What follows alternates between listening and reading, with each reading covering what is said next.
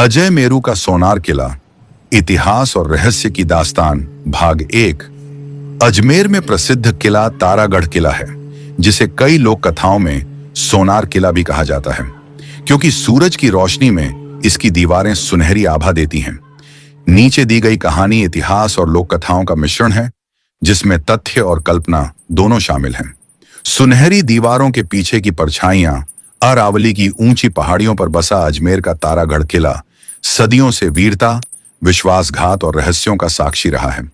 दिन में यह किला इतिहास की धूप में चमकता है, लेकिन रात होते ही इसकी दीवारें जैसे फुसफुसाने लगती हैं।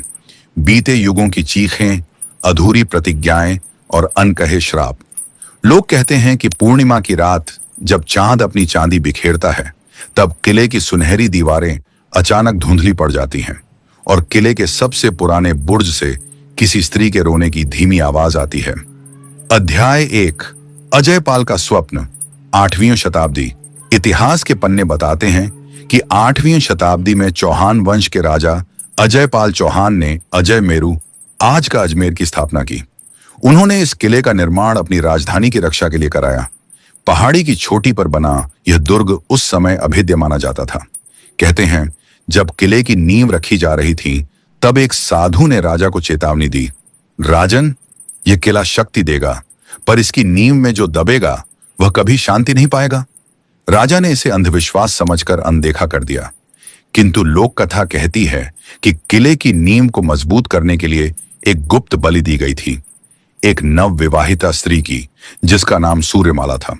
उस दिन से किले की दीवारों में एक अनजाना कंपन बस गया। अध्याय 2। पृथ्वीराज की परछाई। 12वीं शताब्दी। समय बीता। 12वीं शताब्दी में चौहान वंश के वीर राजा पृथ्वीराज चौहान ने इस किले को और सुदृढ़ किया। वह युद्ध कौशल में अद्वितीय थे। कहा जाता है कि एक रात युद्ध की तैयारी करते समय पृथ्वीराज ने किले के बुर्ज पर एक स्त्री को सफेद वस्त्रों में खड़े देखा। उसके बाल हवा में लहरा रहे थे और आंखों में करुणा थी। तुम कौन हो? राजा ने पूछा। धीमी आवाज आई, मैं वही हूं जिसे इस किले ने निगल लिया। जब तक यह किला खड़ा है, मेरी आत्मा भटकेगी। अगले ही दिन युद्ध में पृथ्वीराज को पराजय का सामना करना पड़ा। सैनिकों में यह चर्चा फैल गई कि किले की आत्मा ने हार का संकेत दे दिया था। अध्याय 3। मुगल साया। मुगल काल में यह किला कई बार हाथ बदलता रहा। अकबर ने अजमेर को अपने शासन का महत्वपूर्ण केंद्र बनाया। तारागढ़ किला अब मुगल सैनिकों का ठिकाना था।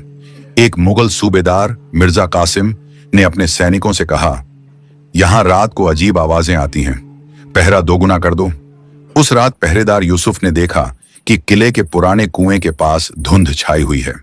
धुंध के बीच एक आकृति उभरी, चेहरा पीला, आंखें खाली और पैरों में घुंघरू।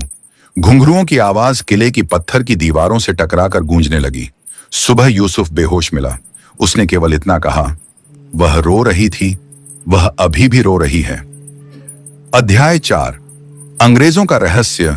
ब्रिटिश शासन के दौरान किले का उपयोग सैन्य चौकी के रूप में किया गया। एक अंग्रेज अधिकारी, कैप्टन हेनरी विल्सन, इतिहास और रहस्यों में रुचि रखता था। उसने अपनी डायरी में लिखा, तारागढ़ का किला अजीब ऊर्जा से भरा है। रात के तीसरे पहर में दीवारें जैसे सांस लेती हैं। एक रात कैप्टन विल्सन ने अपने तंबू के बाहर कदमों की आहट सुनी। बाहर निकलते ही उसे एक स्त्री दिखी, जिसके हाथ में दीपक था। दीपक की लौ नीली थी। वह स्त्री उसे किले के सबसे पुराने तहखाने तक ले गई।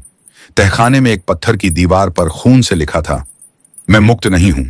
अगले दिन कैप्टन विल्सन गायब हो गया। उसकी डायरी अधूरी पाई गई।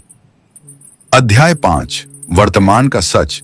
आज भी जब पर्यटक तारागढ़ किले में घूमने आते हैं, तो उन्हें यह केवल एक ऐतिहासिक स्थल लगता है, लेकिन स्थानीय गाइड धीमी आवाज में बताते हैं, साहब, सूर्यास्त के बाद यहां मत रुकना, खासकर पूर्णिमा की रात को तो बिल्कुल नहीं।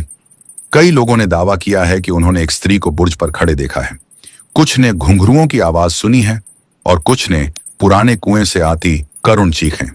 रहस्य की परत। इतिहास कहता है कि यह किला वीरता का प्रतीक है। लोक कथाएं कहती हैं कि यह अधूरी आत्मा का घर है। क्या सचमुच सूर्यमाला की आत्मा आज भी भटक रही है, या यह केवल सदियों की कहानियों का भ्रम है? पूर्णिमा की अगली रात जब चांद किले पर चमकेगा, तब शायद फिर कोई उस सफेद साए को देखे। भाग दो, मैं कहानी को और गहराई से आगे बढ़ाऊंगा, जहां एक आधुनिक इतिहास शोधकर्ता इस रहस्य को सुलझाने के लिए किले में रात बिताने का